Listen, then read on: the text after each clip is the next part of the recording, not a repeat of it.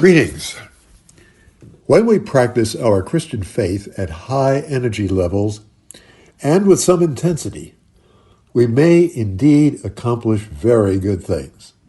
We can also come on as a little too strong to the people we care about.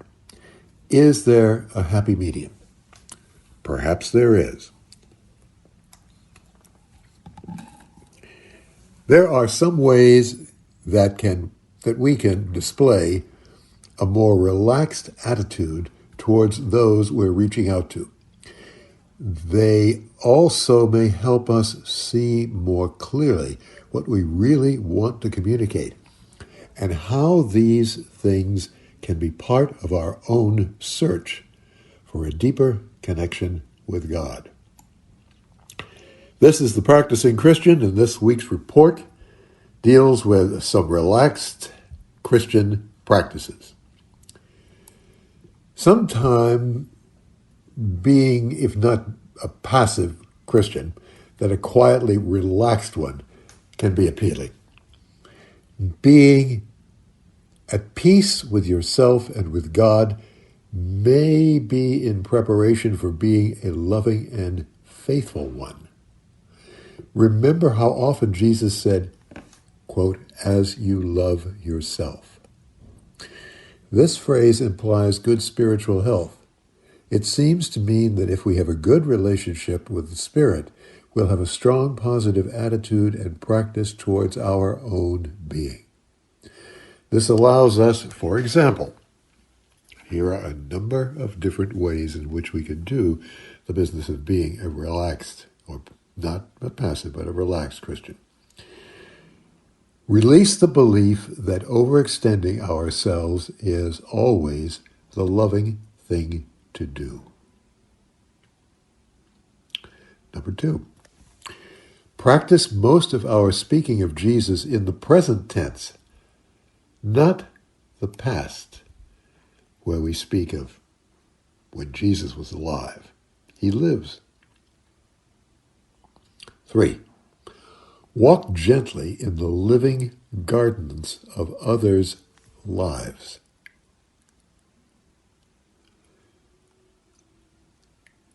Remember that not all wounds are visible.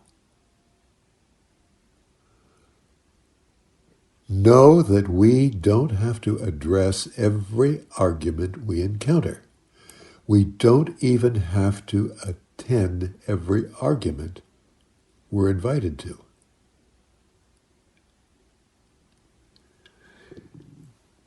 Not to let others ruin our day or set our agenda. Ask others not to disturb our peace with God just because they're at war with themselves. See, a poor man's requests are not necessarily his needs. Offer to listen to his story, and if he moves on to somebody else with cash without letting you tell it, so be it. Invite people in to love us too. It's called balancing. Not require that people view God's love through our understanding. We're all still learning His language. Begin healing others as we can. It may be a slow process, but starting speeds it up. Remember that Christian welfare always begins with prayer and not with a secular program or agency. Recognize that most problems we and others have involve a failure to access and welcome the Spirit of God into our lives. Keep an eye on the time. Don't overdo kindness. Try to let your friend speak more of his life with God than you do with yours.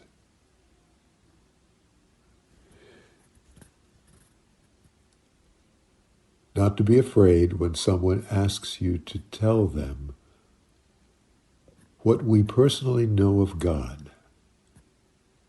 Don't be afraid. Everyone's afraid the first time they do something. To recognize when the time comes to no longer be relaxed. Every woman, for example, knows that there's a time when giving birth to a life to just shove as hard as you can.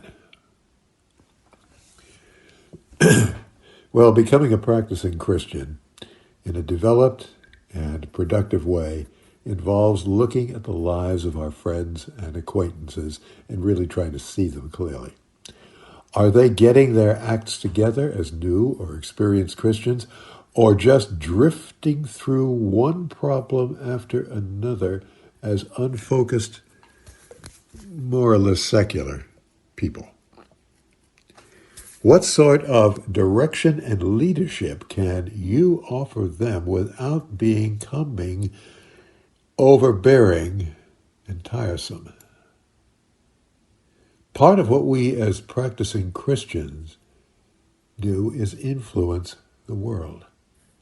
As Wolfhard Pannenberg once wrote, Christian love has a critical edge. It cannot be equaled with It cannot be equated with unconditional acceptance. Christian love is ready to accept everyone, but also calls everyone to change. People are to be loved in light of the destiny intended for them by their Creator.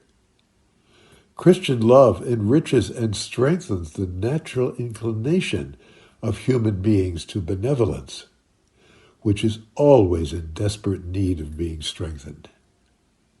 This is the most important Christian contribution to moral life in general, also under the condition of modern secular societies.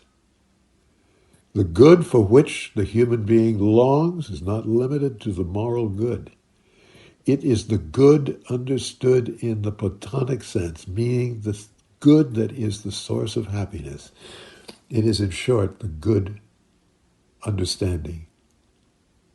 It is, in short, a longing for God, the source of ultimate and lasting happiness.